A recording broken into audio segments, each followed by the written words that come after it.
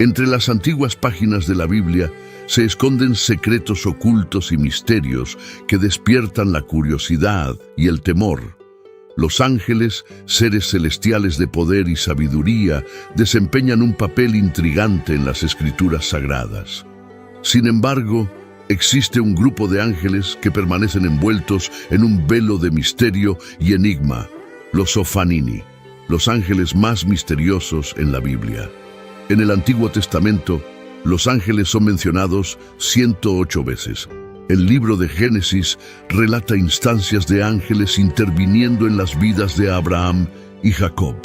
En el libro del Éxodo, Moisés también encontró ángeles durante el período de peregrinación en el desierto. En total, la palabra ángeles o ángel aparece en el libro de la ley y en los escritos de Moisés 32 veces. Los ángeles de Dios nos son presentados en las Escrituras como las huestes del cielo. Son seres reales, no figuras míticas u opiniones.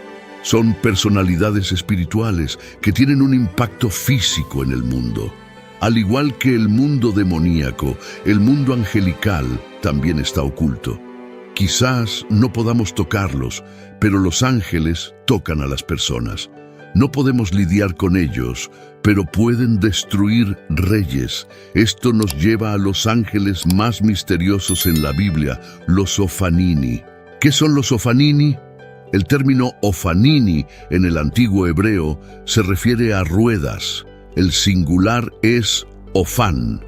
Claro, las ruedas se mencionan varias veces en el Antiguo Testamento y los Ophanini pueden referirse a ruedas normales en un carro o carreta. Pero lo que particularmente nos interesa son las ruedas en el trono de Dios mencionadas en la visión de Ezequiel. ¿Quién era Ezequiel? Este profeta que tuvo esa visión asombrosa vivió durante uno de los momentos más difíciles de la historia de Judá, específicamente durante el exilio babilónico. Esto podría indicar la razón detrás de su nombre, que significa Dios fortalece. Ezequiel fue uno de los 10.000 prisioneros capturados de Jerusalén durante la conquista de Nabucodonosor en el año 597 a.C. Profetizó muy probablemente en Babilonia para los exiliados en los asentamientos junto al río Quebar. El ministerio de Ezequiel fue absolutamente necesario para los exiliados. Para aquellos que creían y obedecían sus palabras, había esperanza de vida. Pero para los demás, estaba garantizado el juicio. El ministerio de Ezequiel demostró que Dios seguía comunicándose con ellos, incluso en tiempos de juicio severo. Aunque fueron castigados, no fueron abandonados. Mientras Jeremías hablaba en Jerusalén, otra voz predicaba a los exiliados en Babilonia para informarles sobre los planes de Dios. Ambas voces eran igualmente poderosas. Ezequiel vio a los Ophanini durante su exilio cuando Dios se le apareció. Dios utilizó ese encuentro para iniciar el ministerio profético de Ezequiel, mostrándole una visión sorprendente. Es difícil definir cómo se representan los Ophanini en esta visión, en la visión de Ezequiel, sin considerar la totalidad de la revelación. Dios elige abrir los cielos ante los hoyos temporales de Ezequiel.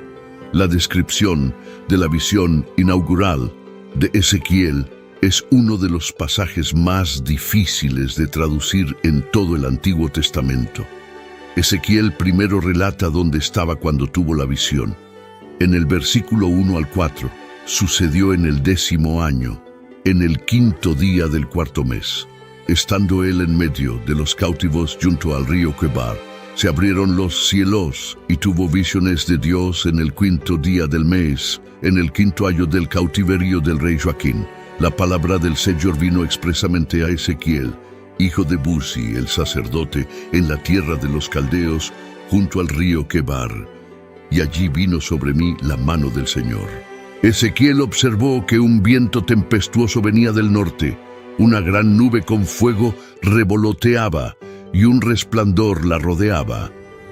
Del medio de la nube, Algo como el brillo del ámbar intentaba poner en palabras algo que no podía ser explicado claramente. Utilizó comparaciones para describirlo, comparándolo con otras cosas para dar una idea de lo que era. Leemos la frase, algo como el brillo del ámbar en medio del fuego. Ezequiel percibió una nube oscura y amenazadora de relámpagos y fuego acercándose desde el norte. Dentro de la nube había 4 seres luminosos que brillaban intensamente. A pesar de tener apariencia humana, no eran humanos en absoluto. Cada uno tenía 4 caras diferentes. Una cara humana, una cara de león, una cara de buey y una cara de águila. El profeta no registró sus nombres en Ezequiel 1, donde comenzó el relato de su visión, pero en el capítulo 10 fueron identificados como querubines. En el versículo 5 al 7, en medio de ellos había algo parecido a seres vivientes, y esta era su apariencia. Tenían forma humana, cada uno tenía 4 caras y 4 alas.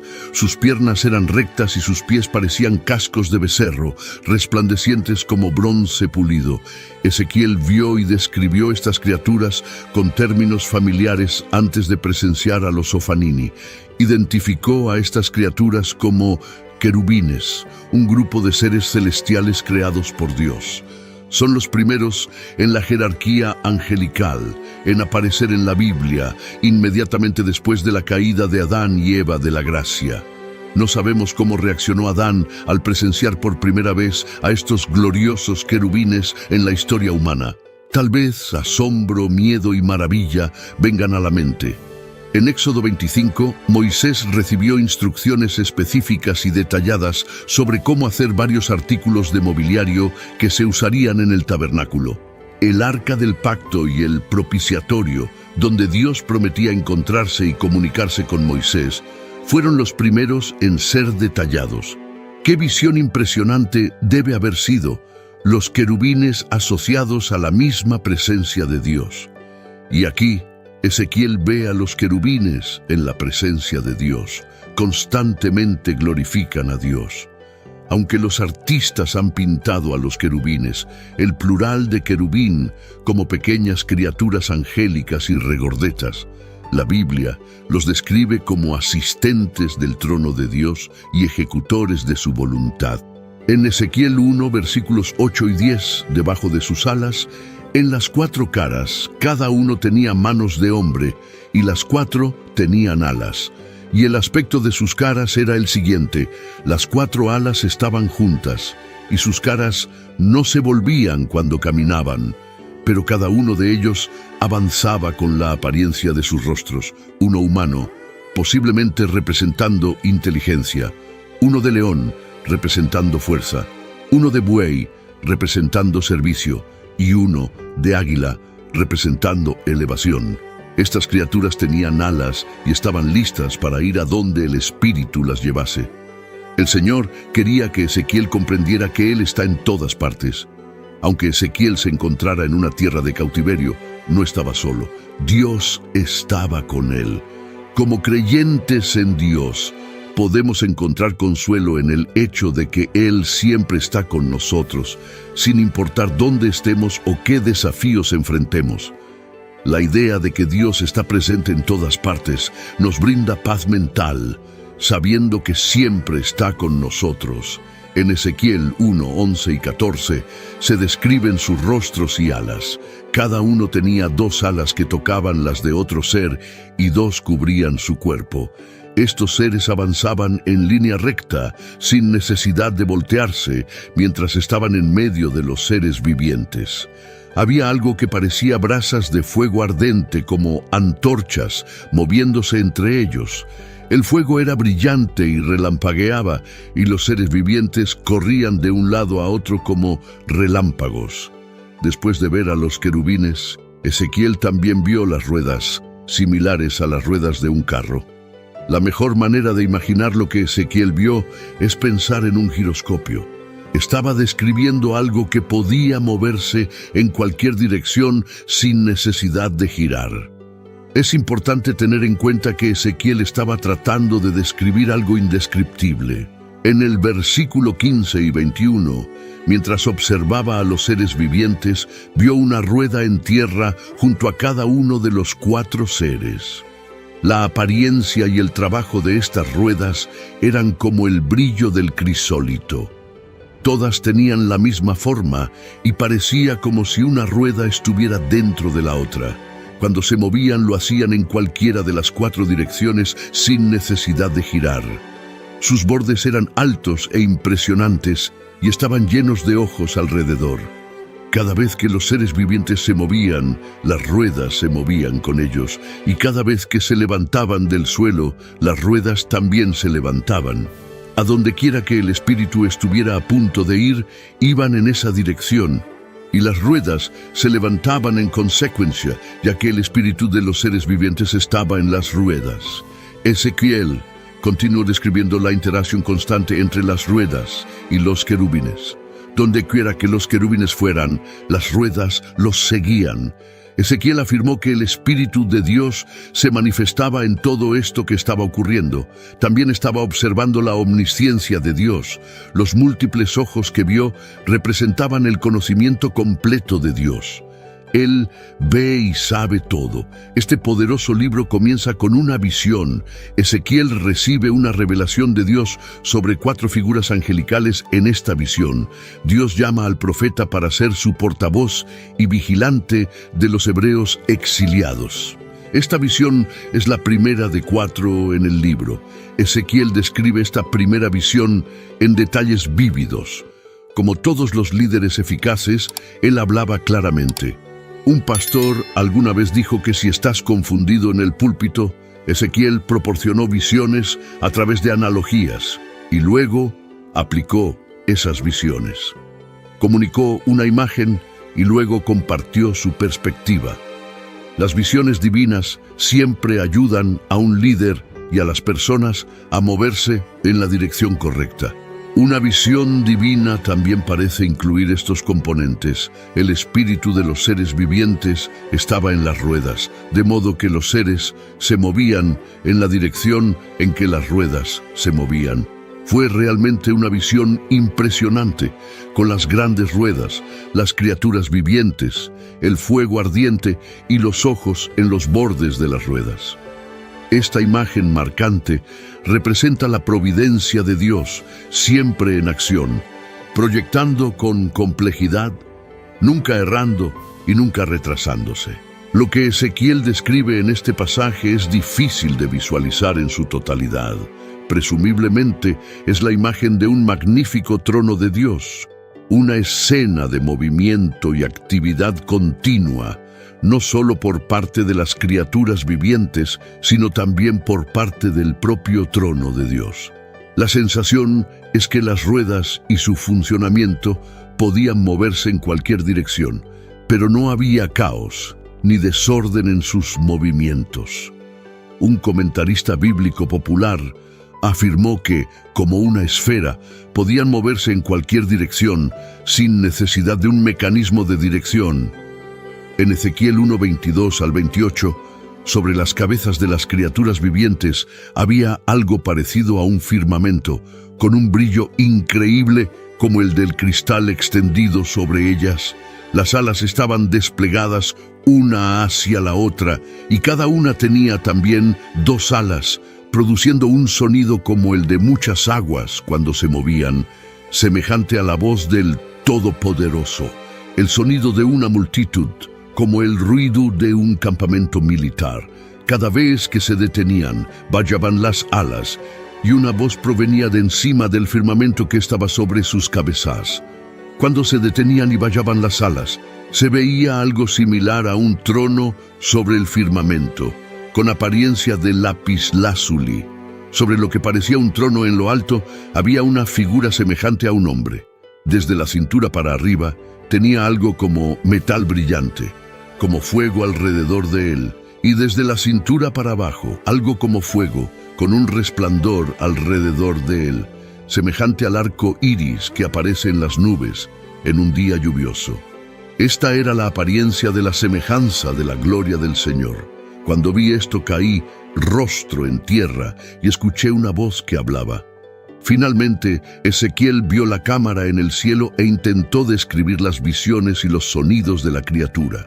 Luego, se dio cuenta de un trono ocupado por alguien con apariencia humana, pero que se asemejaba más a las llamas que a la materia física. Solo imagina la gloria y el esplendor que había. Ezequiel vio un arco iris alrededor del trono de Dios. Dios le dio a Noé el arco iris como promesa después del diluvio. Juan vio el arco iris antes de la tormenta. Ezequiel presenció un arco iris en medio de la tempestad que simbolizaba la alianza y promesa de Dios, así como su poder divino. El mensaje transmitido es sobre el magnífico poder de Dios. Él estaba consolando a Ezequiel, asegurándole que Él está en control y que no hay nada que esté fuera de sus capacidades. La omnipotencia de Dios significa que ningún problema o dificultad que enfrentemos está más allá del poder de Dios para intervenir. Puede que no podamos manejarlo, pero Dios sí puede. No necesitamos preguntarnos. Cuando Ezequiel cayó postrado, fue expuesto a la gloria de Dios, la manifestación externa de su presencia divina. Cuando alguien experimenta la magnificencia y grandeza del Señor, la única respuesta natural es inclinarse con reverencia. Durante los desafiantes tiempos del ministerio de Ezequiel, Dios le recordó una visión para tranquilizarlo, asegurándole que aún estaba en control de su trono en los cielos. A pesar de estar lejos de Jerusalén, él sabía que Dios estaba con él. De la misma manera, los creyentes hoy pueden sentirse como si estuvieran exiliados en esta era actual. En el mundo actual hay un aumento de maldad y comportamiento inmoral. Incluso las personas que asisten a iglesias pueden parecer aceptar las enseñanzas de la Biblia. Sin embargo, podemos encontrar consuelo en la descripción de la magnificencia de Dios dada por Ezequiel. Tal vez no veamos las ruedas como él las vio, pero sabemos que Dios está con nosotros, donde sea que estemos y pase lo que pase. Él lo sabe todo y puede hacer cualquier cosa. Además, nos ha dado su Espíritu Santo para ser nuestro ayudante. Debemos tener estas verdades en mente y permanecer firmes en nuestra fe en Él durante estos tiempos desafiantes hasta el día en que seamos llamados a unirnos a Él en el cielo. Puede ser difícil visualizar lo que Ezequiel vio y expresó en este pasaje. La descripción de los múltiples ojos es similar a cómo Juan describió a los propios querubines en Apocalipsis 4:6 de la Nueva Versión Internacional. En medio y alrededor del trono había 4 seres vivientes, llenos de ojos por delante y por detrás. La sensación es de un conocimiento y una inteligencia excelentes. Las 4 ruedas y sus movimientos se alineaban con los 4 querubines. Mientras giraban, estaban interconectados de tal manera que Ezequiel pudo escribir que el espíritu de los seres vivientes estaba en las ruedas. Los Ofanini también se mencionan de manera similar en Ezequiel 10. Ezequiel llegó a entender que el carro o trono de Dios estaba en movimiento. La imagen puede parecer extraña para los lectores modernos, pero es importante recordar que esta es una experiencia visionaria. Las características surrealistas pueden superar el realismo en estos pasajes. El trono de Dios está montado sobre ruedas dentro de ruedas, en ángulos cruzados, de modo que el trono puede moverse en cualquier dirección sin tener que girar. Los Ofanini han sido motivo de fascinación para muchos y, más tarde, escritores apocalípticos judíos les dieron vida propia. Las ruedas finalmente fueron reconocidas como un tipo separado de ángel conocido como Ofanín. Algunos se refieren a los Ofanini como ángeles, aunque no hay una sola mención de ellos en las Escrituras como criaturas angelicales. Sin embargo, escritores apócrifos judíos los clasificaron como una clase de ángel y los incluyeron en su jerarquía de ángeles junto con otros seres celestiales. Con los serafines y querubines, Los Ofanín comparten similitud de vida, su poder sobrenatural y su intimidad cercana al trono de Dios. Estos seres no mencionan simplemente un mecanismo final para mostrar la gloria de Dios a Ezequiel y a todos los creyentes que algún día se encontrarán con una visión renovada del reino de Dios. Lo que los Ofanín revelan sobre Dios, tanto en apariencia como en funcionamiento, es asombroso. Los Ofanín que aparecen en la visión de Ezequiel demuestran el dominio absoluto de Dios sobre todo el cosmos. Las ruedas multidireccionales sirven como un recordatorio constante de que el Dios al que servimos es omnipresente, es decir, puede estar en todas partes todo el tiempo, así como el Espíritu de Dios guía a los querubines. El mismo Espíritu habita en los Ofanín, y los ojos que cubren las ruedas y los querubines simbolizan la omnisciencia de Dios. Él ve todo y sabe todo. Es importante para los cristianos conocer el reino sobrenatural. Efesios 6, 11, 12 nos dice: pónganse toda la armadura de Dios para que puedan hacer frente a las artimañas del diablo.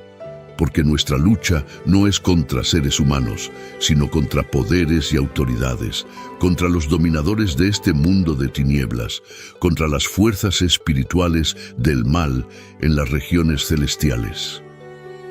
Dios desea que los creyentes estén conscientes del mundo más allá de lo que nuestros ojos temporales pueden ver, para que, en el poderoso poder del Señor, estemos preparados para enfrentar las artimañas que el enemigo ha preparado.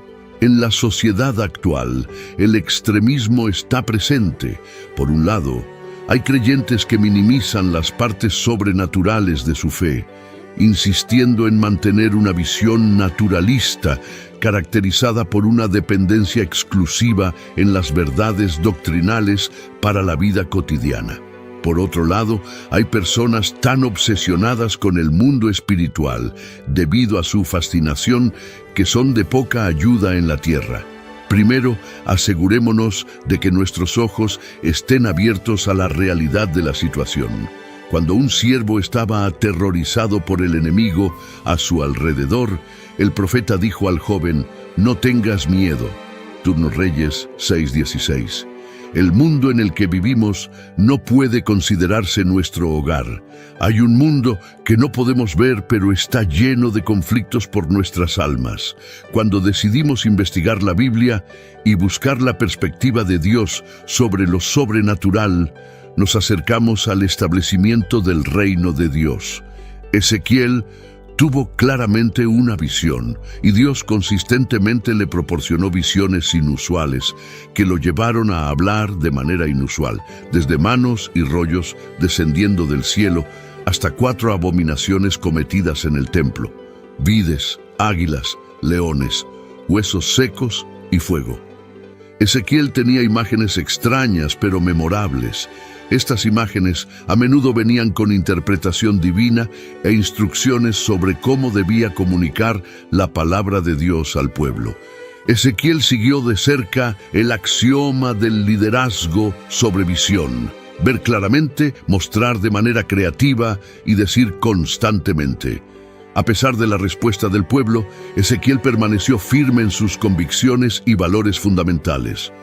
El término «hijo del hombre» se usó aproximadamente 90 veces para referirse a Ezequiel y enfatiza que él es solo un mensajero del soberano divino del universo, que planificó todos los eventos que iban a suceder y que no podían ser detenidos. Ezequiel era un comunicador habilidoso que alentaba a las personas a escucharlo y a involucrarse en asuntos importantes. Era conocido por su creatividad, a menudo incorporando recursos visuales y actuaciones dramáticas para transmitir su mensaje. Obedecía prontamente las instrucciones del Señor, incluso cuando muchas de las acciones simbólicas que Dios le pidió que llevara a cabo parecían extrañas o embarazosas. Su ministerio dinámico le ganó el respeto, la atención y la admiración de los ancianos de Judá. A pesar de los esfuerzos de Ezequiel por presentar una visión para su generación, Ellos escuchaban, pero se negaban a actuar de acuerdo con sus palabras, lo que lo dejaba decepcionado. Se esforzó por compartir su mensaje, pero permaneció firme en sus convicciones y valores fundamentales. Lamentablemente, nadie actuó según las advertencias de Ezequiel, dadas por Dios. Ezequiel era un vigilante convocado para alertar al pueblo sobre el peligro inminente si no se arrepentían. Así como un vigilante que avista un ejército aproximándose, aconseja a las personas prepararse o enfrentar la destrucción. Dios se describe a sí mismo para Ezequiel como aquel que proporciona las palabras correctas.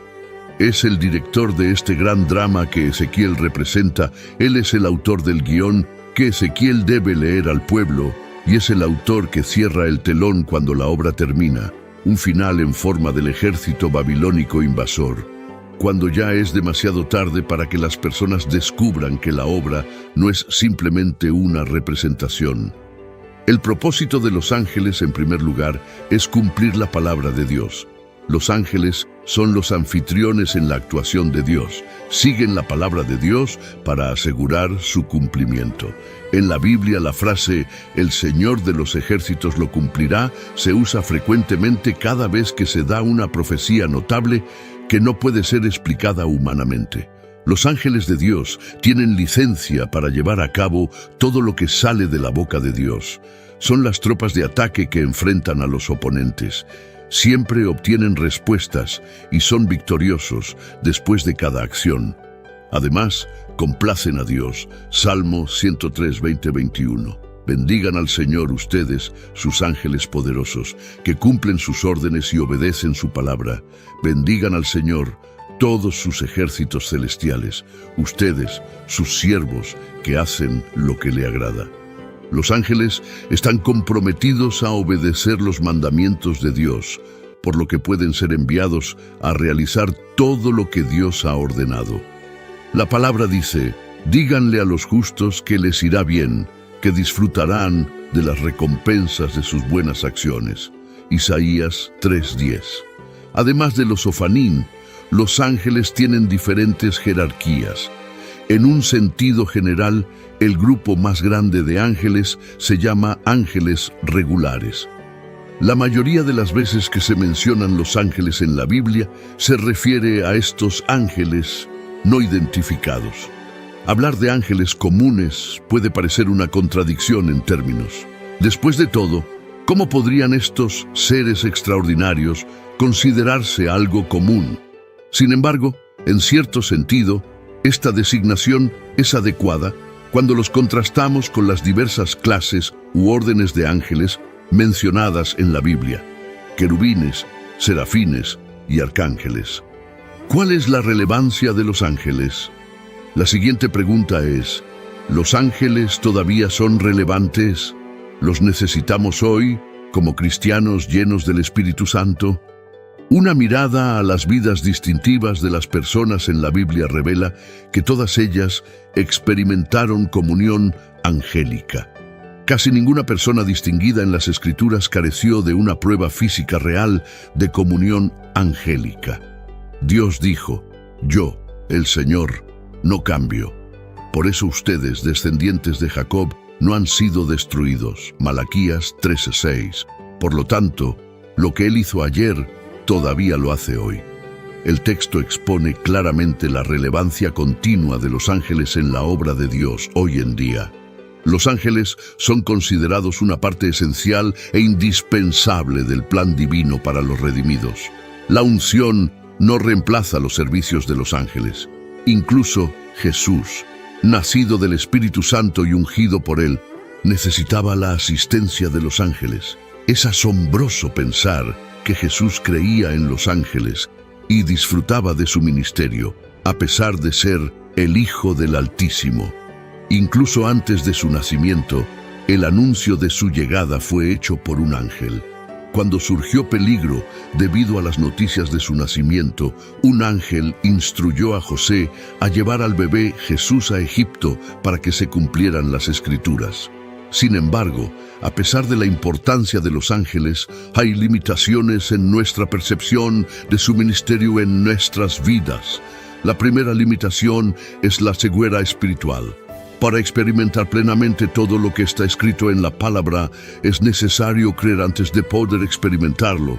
Los ángeles, como anfitriones del cielo, nos rodean, pero el mundo demoníaco y el mundo angelical son invisibles. Debemos reconocer que los ángeles pertenecen a una dimensión de creación que apenas comprendemos. En este reino, las restricciones son diferentes a las que Dios ha establecido en nuestro mundo. Dios ha otorgado a los ángeles un conocimiento y una movilidad superiores a los de los seres humanos. La Biblia nos informa que los ángeles, como los hombres, también fueron creados por Dios. El reino de los ángeles es tan vasto como la creación de Dios. La Biblia menciona a los ángeles directa o indirectamente casi 300 veces, cubriendo el Antiguo y el Nuevo Testamento. Aunque los ángeles, incluyendo a los Ofanín, nunca se llaman la atención a sí mismos, atribuyen la gloria a Dios y transmiten su mensaje a los oyentes como la palabra de entrega y sustento de la más alta orden. A pesar de su gloria, los seres celestiales se desvanecen ante la indescriptible gloria que reside en nuestro Cordero Celestial, el Señor de la Gloria, ante el cual todo el poder en el cielo y en la tierra se inclina en adoración santa y exaltada. En la visión de Ezequiel 1, las ruedas representan la naturaleza divina de Dios mediante un poderoso y magnético movimiento y acción. Dios aparece en un trono que se asemeja a un carro, y su gloria es suprema y está presente en todo el universo. La revelación enfatiza su unidad y coordinación. Aunque la visión puede ser aterradora, retrata la magnificencia y el esplendor de Dios que se manifestó ante Ezequiel y los israelitas durante el cautiverio babilónico. Les recordó su santidad y poder como Señor de toda la creación. El mensaje era claro: a pesar de que su pueblo estaba en el exilio y su nación estaba a punto de ser destruida, Dios seguía en el trono y podía manejar todas las situaciones. La lección para hoy es que Dios, a través de su maravillosa providencia, está constantemente trabajando en su plan invisible en los asuntos de todas las naciones. Su plan está intrincadamente diseñado, siempre preciso y nunca retrasado. Romanos 8:28. En este video, titulado La verdadera historia de los ángeles en la Biblia, exploraremos el fascinante destino de los ángeles caídos en la tierra. Analizaremos pasajes clave que nos revelan la batalla cósmica entre las fuerzas del bien y del mal, la caída de Lucifer y su influencia entre otros ángeles.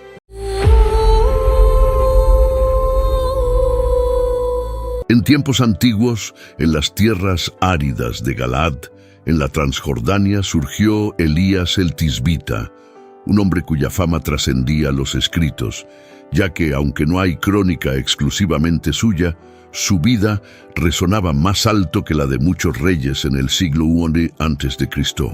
Elías emergió como un faro de verdad en el reino del norte, sobre las sombras de los reinados de Acab y Arias. Su figura, tan central en las profecías judías, llevaba a muchos a cuestionar la propia identidad de Juan Bautista, preguntándose si él sería el propio Elías reencarnado.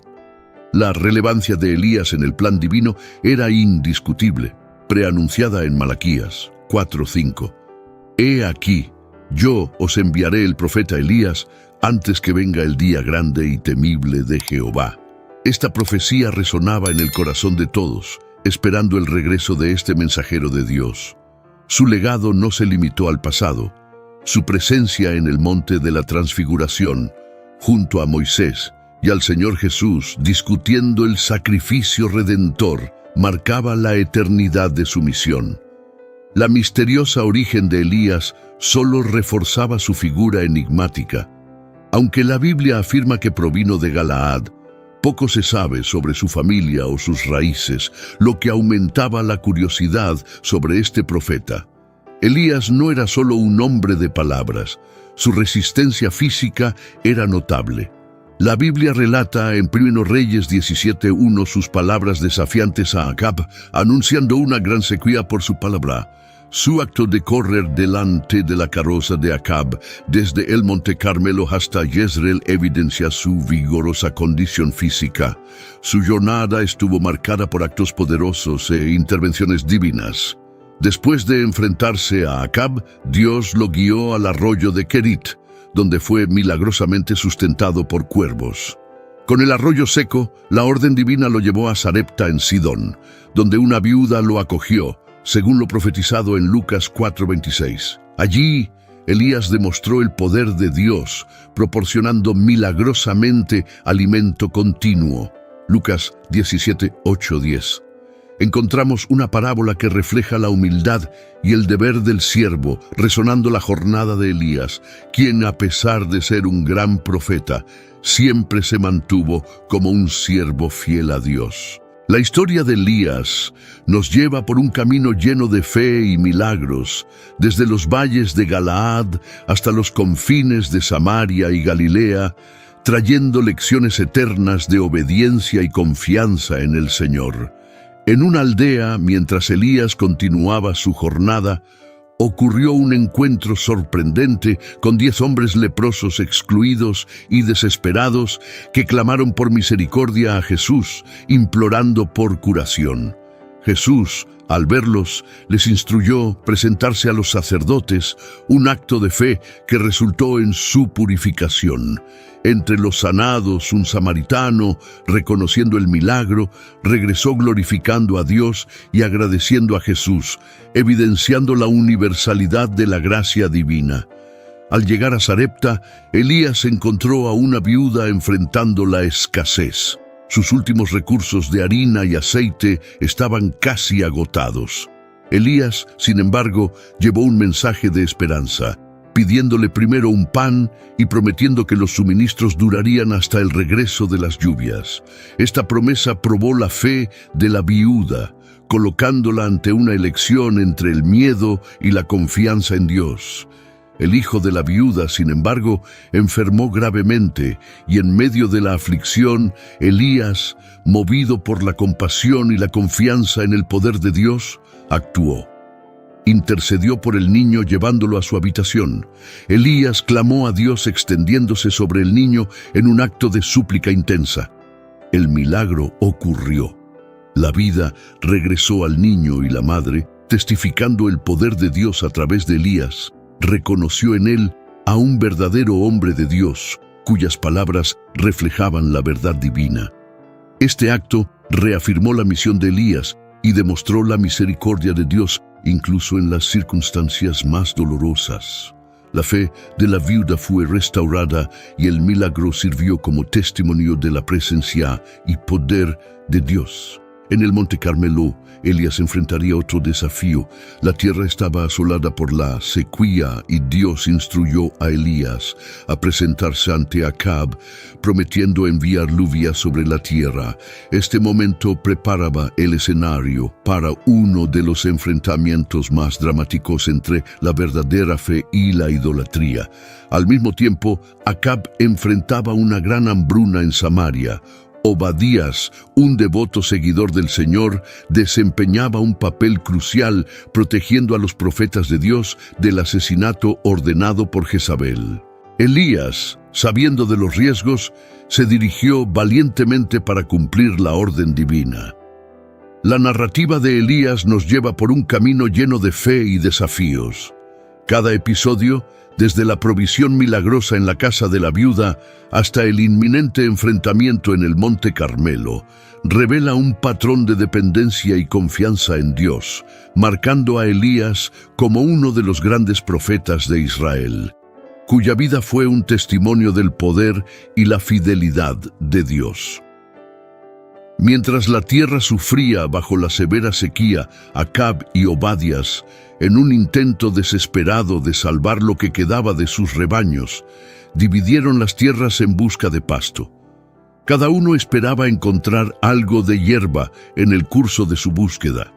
Obadías se encontró inesperadamente con Elías, reconociendo al profeta y expresando su temor. Sabía de los esfuerzos de Acab para encontrar a Elías y temía las consecuencias de anunciar la presencia del profeta. Obadías, un hombre de fe desde la juventud, reveló a Elías cómo había protegido a los profetas del Señor, arriesgando su vida ante la ira de Jezabel. Su lealtad a Dios era inquebrantable, pero el miedo a represalias por parte de Acab era palpable. Sin embargo, Elías aseguró a Obadías que se presentaría ante Acab. Esta promesa representaba más que un encuentro, era un enfrentamiento de fe, un preludio para un desafío mayor que estaba por venir en el Monte Carmelo. Obadías, obedeciendo a Elías, fue al encuentro de Acab y anunció la presencia del profeta. Acab, al encontrar a Elías, lo confrontó acusándolo de ser la causa de los problemas de Israel. Elías refutó con firmeza, señalando que la verdadera causa de los males del país era la idolatría y la desobediencia a Dios. Elías propuso un desafío decisivo en el Monte Carmelo: reunir a todo Israel, incluidos los 450 profetas de Baal y los 400 profetas de Asera, para que el pueblo decidiera a quién serviría verdaderamente, al Señor o a Baal. En el Monte Carmelo, ante una multitud dividida en su fe, Elías confrontó al pueblo con una elección clara: seguir al Señor o de Baal. Su mensaje era directo, desafiando al pueblo a tomar una decisión definitiva. La prueba sería simple pero poderosa. Se prepararían 2 becerros, uno para los profetas de Baal y otro para Elías. Pero solo el verdadero Dios respondería con fuego del cielo. El pueblo, al darse cuenta de la seriedad del desafío, aceptó la prueba. Elías instruyó a los profetas de Baal a elegir y preparar su becerro, invocando a sus dioses para encender el fuego. Este momento era crucial, no solo una prueba de la fuerza divina, sino un enfrentamiento entre la verdadera fe y las prácticas idólatras que habían corrompido a Israel. Los profetas de Baal, desesperados, clamaron a su Dios desde el amanecer hasta el mediodía, pero sus oraciones quedaron sin respuesta. En medio del silencio, recurrieron a rituales extremos, marcando sus cuerpos con cortes en la esperanza de una manifestación divina. Elías, al observar la inutilidad de sus esfuerzos, los provocó sugiriendo que Baal podría estar ocupado o distante. El desespero de los profetas de Baal creció, pero ni sus voces elevadas ni sus rituales de autoflagelación evocaron respuesta alguna. Entonces, Elías llamó al pueblo para que se acercara. Ante todos, reconstruyó el altar del Señor, que estaba roto y olvidado, utilizando 12 piedras que representaban las 12 tribus de Israel. Elías reafirmó la unidad y la herencia espiritual del pueblo. Preparó su sacrificio con cuidado, colocando la leña y el becerro cortado. Luego ordenó que se derramara agua sobre el altar, no una, sino 3 veces, saturando completamente el sacrificio y la leña, haciendo el desafío aún más impresionante. En el momento del sacrificio, Elías oró al Señor. Su oración no era solo por una respuesta sobrenatural, sino también para que los corazones del pueblo se volvieran nuevamente hacia Dios. Entonces, el fuego del Señor descendió, consumiendo el holocausto, la leña, las piedras e incluso el agua en la zanja. Ante este milagro, el pueblo, en reverencia, reconoció la soberanía del Señor, exclamando al unísono: «El Señor, Él es Dios».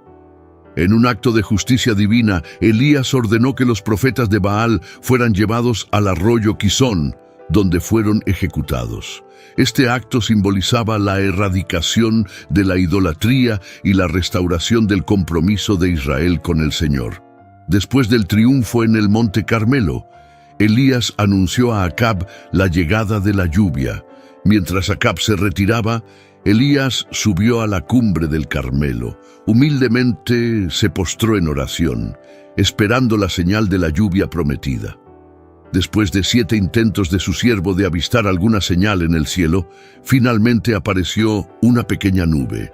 Este pequeño signo preludiaba el cambio esperado, la lluvia que rompería la larga sequía. Pronto, el cielo se llenó de nubes y una fuerte lluvia cayó sobre la tierra, un signo tangible de la misericordia y el poder de Dios. Sin embargo, la victoria de Elías en el Carmelo tuvo consecuencias. Jezabel, furiosa por la derrota de sus profetas, amenazó a Elías, obligándolo a huir para salvar su vida. Desalentado y temeroso, Elías emprendió una fuga solitaria hacia Berseba en Judá, dejando atrás a su siervo. Exhausto y desesperado, Elías se refugió en el desierto, expresando su deseo de morir, sintiéndose incapaz de continuar. En ese momento de vulnerabilidad, Elías reveló su humanidad, compartiendo los mismos sentimientos de desespero y limitación que todos enfrentamos en algún momento. En el desierto, exhausto y desesperanzado, Elías encontró refugio bajo la sombra de una retama. En su momento de mayor vulnerabilidad, un ángel del Señor lo visitó, trayendo sustento y consuelo. El pan horneado en las brasas y la jarra de agua no solo eran provisiones físicas, sino también un signo de la continua presencia y cuidado de Dios. En la segunda visita, el ángel alentó a Elías a alimentarse para la jornada que tenía por delante. Con la fuerza de esta comida celestial, Elías viajó durante 40 días y 40 noches hasta llegar al monte Horeb, el monte de Dios, un lugar de encuentros divinos y revelaciones. Jezabel, enfurecida por la derrota de los profetas de Baal, juró venganza contra Elías.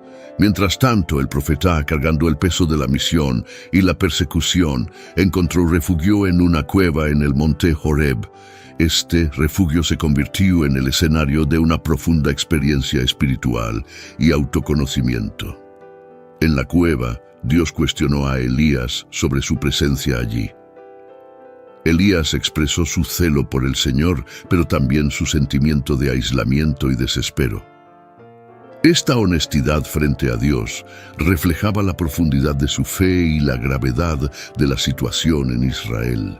Dios manifestó su presencia no a través de fenómenos grandiosos como el viento fuerte, el terremoto o el fuego, sino a través de una voz suave y delicada.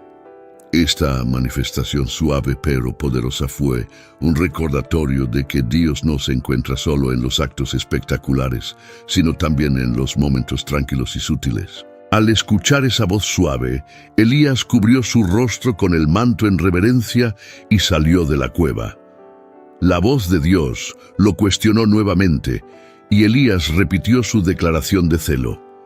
Dios le dio nuevas instrucciones, marcando un nuevo capítulo en su jornada profética. Dios orientó a Elías a regresar al desierto de Damasco y ungir a Hazael como rey de Siria, Jehú como rey de Israel y Eliseo como su sucesor profético. Este acto simbolizaba no solo la continuidad de la misión de Elías, sino también el plan divino en marcha para Israel. Dios también reveló a Elías que había un remanente fiel en Israel, 7,000 personas, que no se habían doblado ante Baal. Esta revelación fue una fuente de consuelo y esperanza para Elías, recordándole que no estaba solo en su lucha por la fidelidad a Dios. En el monte Sinaí, Elías fue transformado por la revelación de Dios. Recibió no solo instrucciones específicas, sino también la garantía de que la misión de Dios continuaría más allá de su vida. Con esta nueva perspectiva, Elías partió para cumplir las órdenes divinas. Su primera tarea fue encontrar a Eliseo, hijo de Safat, que estaba arando el campo. Al arrojar su manto sobre Eliseo, Elías señalizó la transferencia del llamado profético. Eliseo, reconociendo la gravedad de ese momento, dejó sus quehaceres para seguir a Elías, marcando el inicio de una nueva era profética en Israel. Después de ser llamado por Elías, Eliseo demostró un profundo respeto por sus raíces y origen.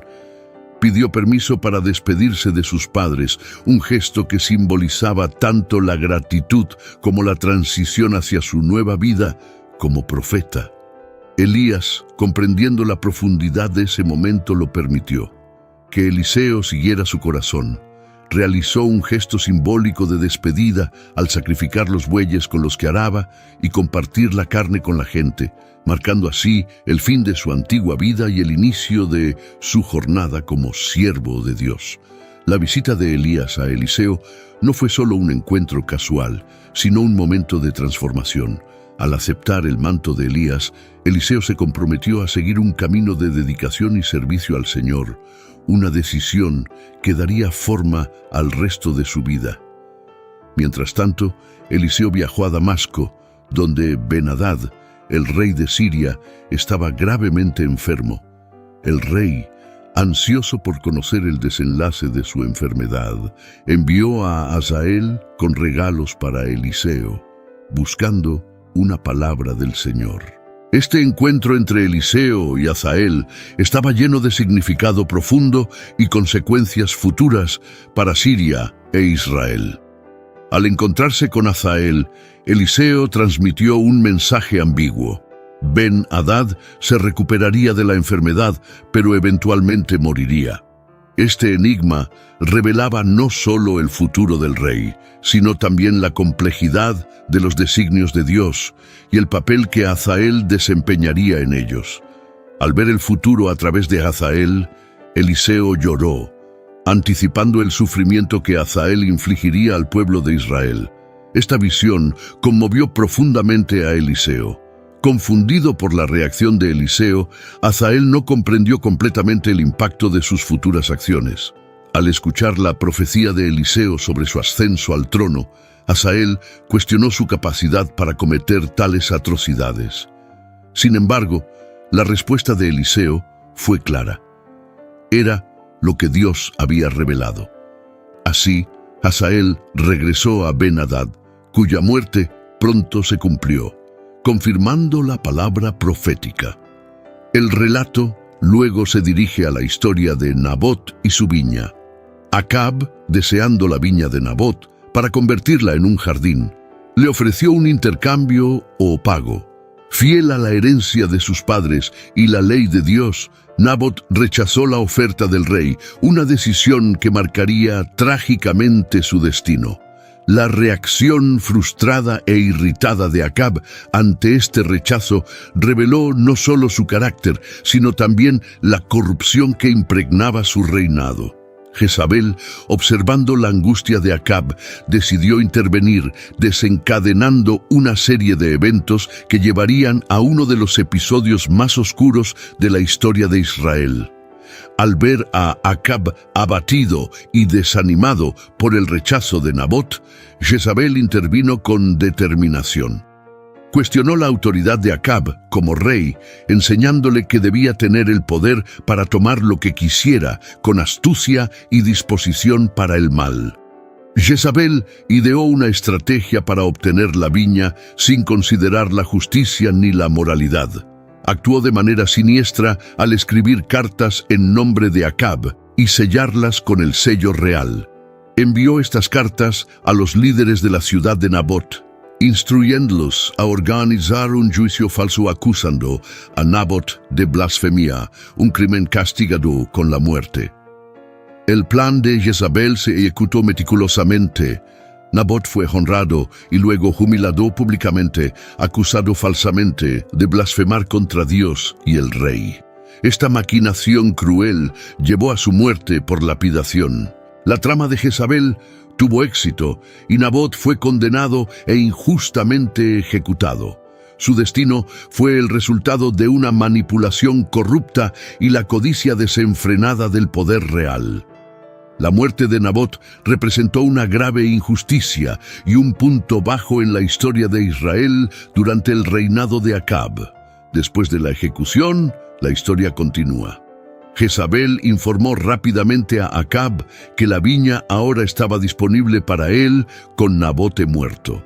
Acab no dudó en reclamar la viña, un acto que simbolizaba su total sumisión a la maldad y la influencia corrupta de Jezabel. En el momento en que Acab entró en la viña de Nabote, tomando posesión de ella, la palabra del Señor llegó a Elías. Dios instruyó a Elías a confrontar a Acab, acusándolo de asesinato y usurpación. Este encuentro entre Elías y Acab sería un momento de gran tensión y confrontación espiritual. Elías obedeció la orden de Dios y confrontó a Acab en la viña. Transmitió a Acab el duro mensaje de Dios. Debido a sus acciones, habría consecuencias graves no solo para él, sino para toda su casa. Elías anunció que el mismo destino que encontró Nabote lo encontraría Acab. Al encontrarse con Elías, Acab lo llamó enemigo, pero Elías respondió con la verdad de sus acciones. Profetizó que la casa de Acab enfrentaría una destrucción total y que Jezabel tendría un fin trágico. Estas profecías reflejaban la justicia divina en respuesta a la corrupción y al mal. La historia de Nabote, Acab y Jezabel es un poderoso recordatorio de las consecuencias del pecado, la avaricia y la injusticia. Destaca la importancia de la integridad y la fidelidad a Dios, incluso frente a las mayores provocaciones y desafíos. La condena pronunciada por Elías a Acab fue grave y simbólica. Los perros comerían a los que pertenecían a Acab y murieran en la ciudad, mientras que las aves del cielo devorarían a los que murieran en el campo. Esta fue una punición divina para Acab, quien, influenciado por Jezabel, se había desviado abominablemente siguiendo ídolos y practicando las iniquidades de los amorreos que Dios había expulsado de Israel. Al escuchar las palabras de Elías, Acab demostró un raro cambio de actitud.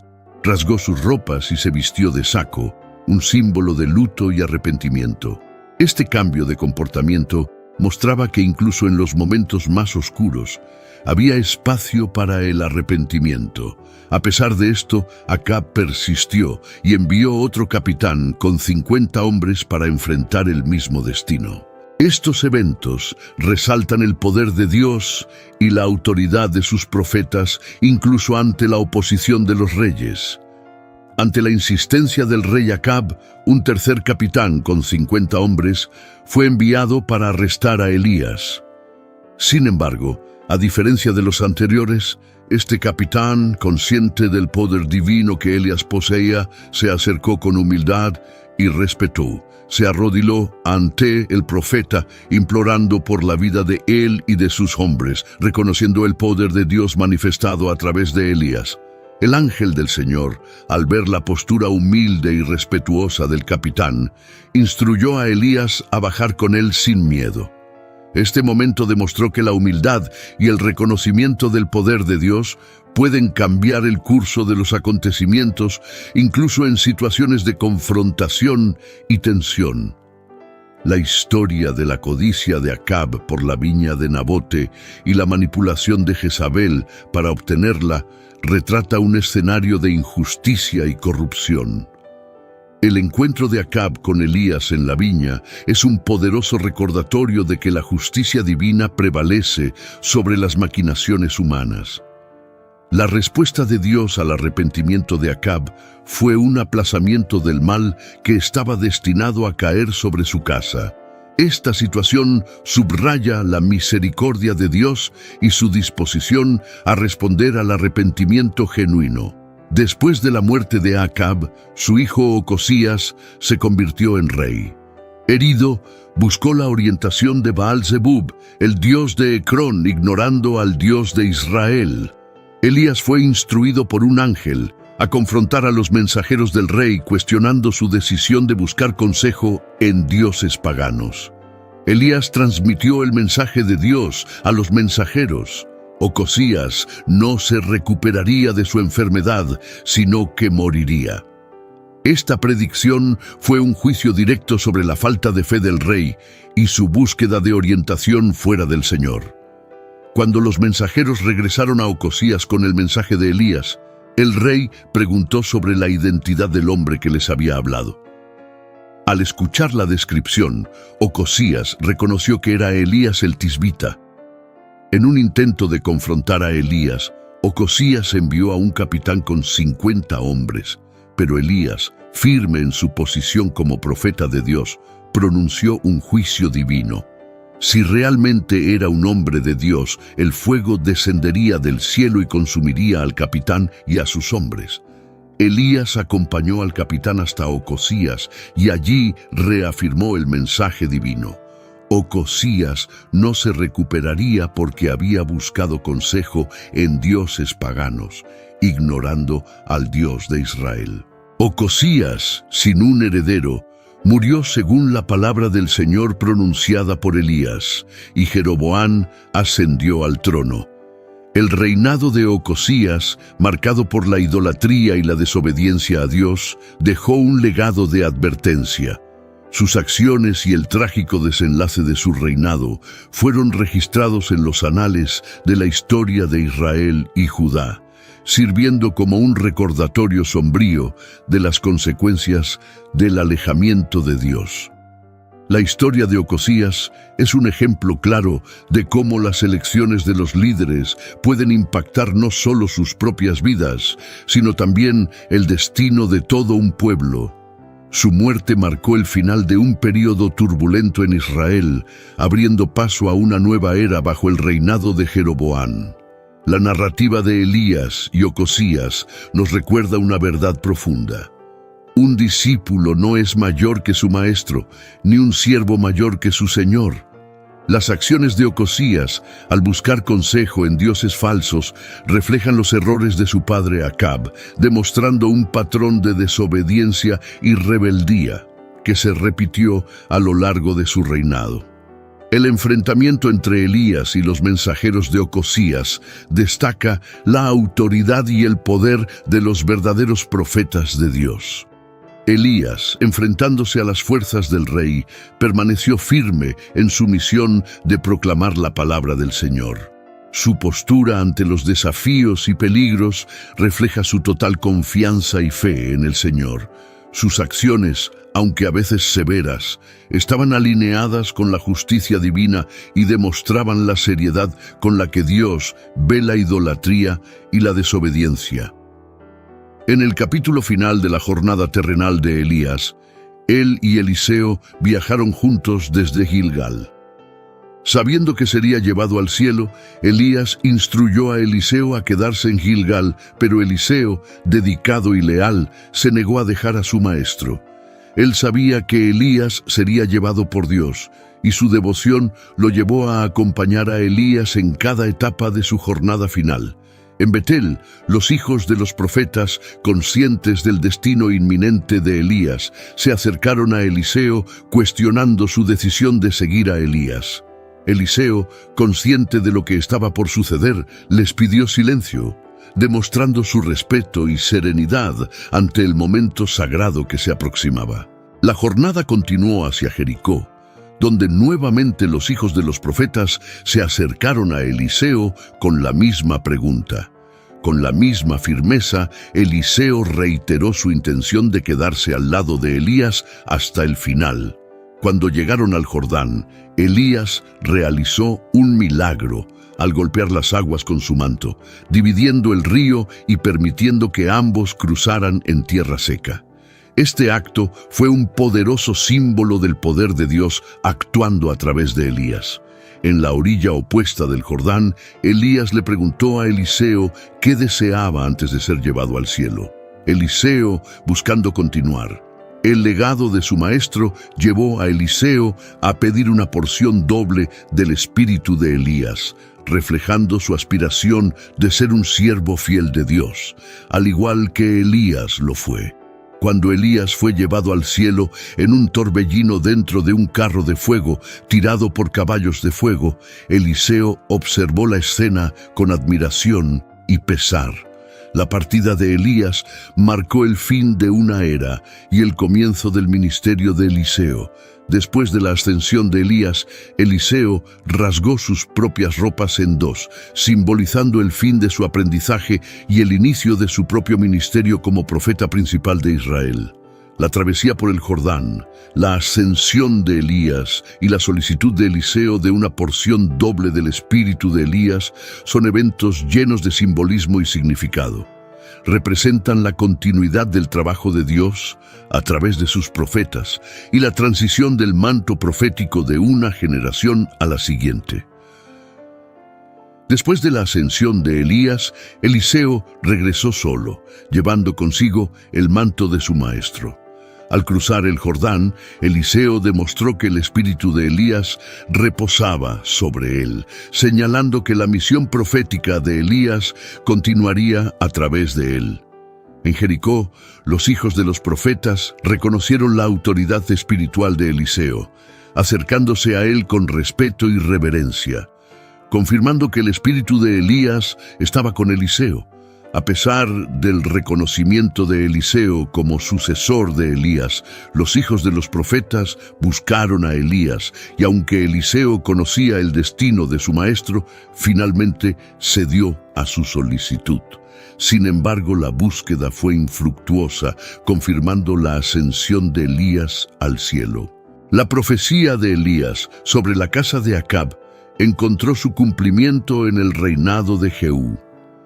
Utilizando las palabras proféticas de Elías como justificación, Jehú erradicó por completo la casa de Acab, cumpliendo el juicio divino sobre esa familia. Su campaña para purificar Israel de la influencia de la casa de Acab resultó en cambios significativos y purificación en Israel. La historia de Elías y Eliseo, así como las acciones de Jehú, muestran cómo Dios trabaja a través de sus profetas e instrumentos elegidos para cumplir sus propósitos y juicios. También destacan la importancia de la fidelidad a Dios y las consecuencias de la apostasía y la idolatría.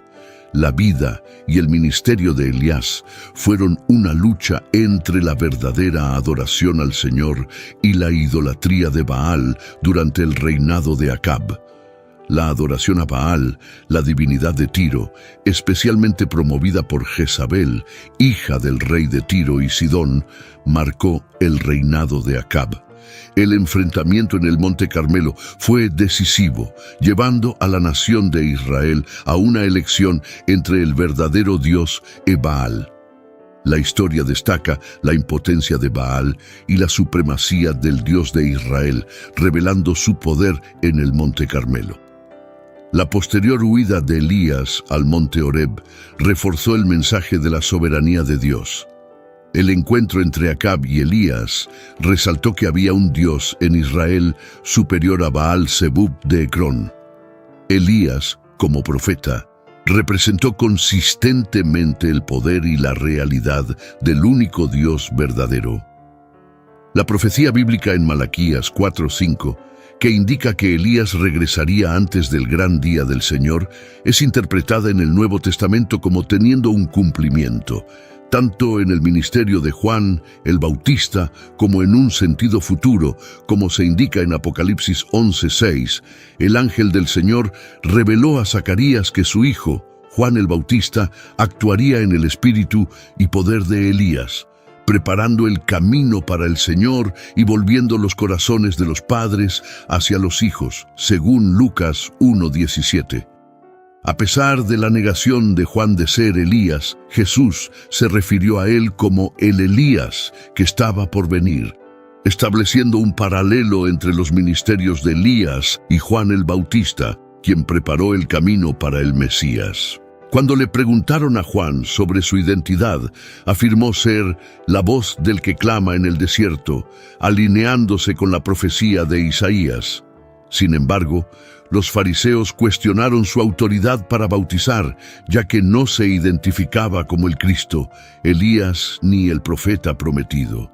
Jesús aclaró a sus discípulos que Elías ya había venido, refiriéndose a Juan el Bautista, y que así como Elías sufrió persecución, el Hijo del Hombre también la sufriría. La figura de Elías fue tan significativa que algunos judíos consideraron a Jesús como su reencarnación, evidenciando la fuerte expectativa mesiánica y la asociación de Elías con la venida del Mesías. Durante su ministerio, Jesús utilizó el ejemplo de cómo Elías fue acogido por la viuda de Sarepta para ilustrar la falta de fe en Israel. Además, Elías apareció en la escena de la transfiguración, reforzando su importancia en la tradición judeocristiana como precursor del Mesías y un poderoso profeta de Dios. La presencia de Elías, junto con Moisés, discutiendo con Jesús sobre los eventos que se avecinaban en Jerusalén durante la oración, fue simbólica. Pedro, impresionado por la escena, propuso la construcción de 3 pabellones para Jesús, Moisés y Elías, reflejando su admiración, pero también su falta de comprensión del significado más profundo de ese encuentro. La crucifixión de Jesús, cuando clamó «Elí, Elí, lama sabactani», llevó a algunos espectadores a malinterpretar sus palabras, pensando que llamaba a Elías.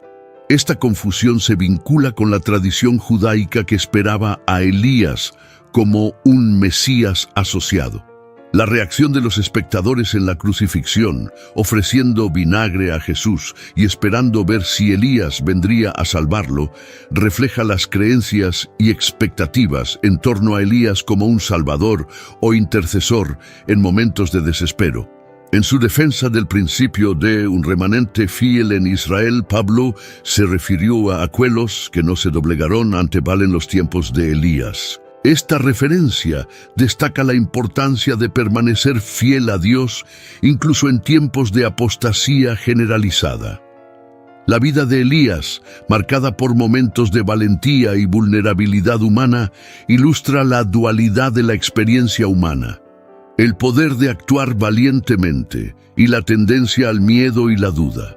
Su huida de Jezabel después de la amenaza de muerte revela su humanidad, pero también la fidelidad de Dios al proteger y sostener a sus siervos.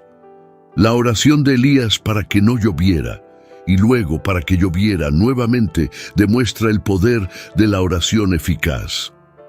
Elías, descrito como alguien con una naturaleza similar a la nuestra, es un ejemplo de cómo la fe ferviente y la oración pueden llevar a intervenciones divinas extraordinarias. Más que un líder religioso, Elías fue un patriota dedicado a la nación de Israel. Su celo por el servicio a Dios estuvo acompañado de una genuina preocupación por el bienestar y la dirección espiritual de su pueblo. Su legado como profeta va más allá de sus actos milagrosos, extendiéndose a su profundo amor por Israel y su devoción incansable a Dios.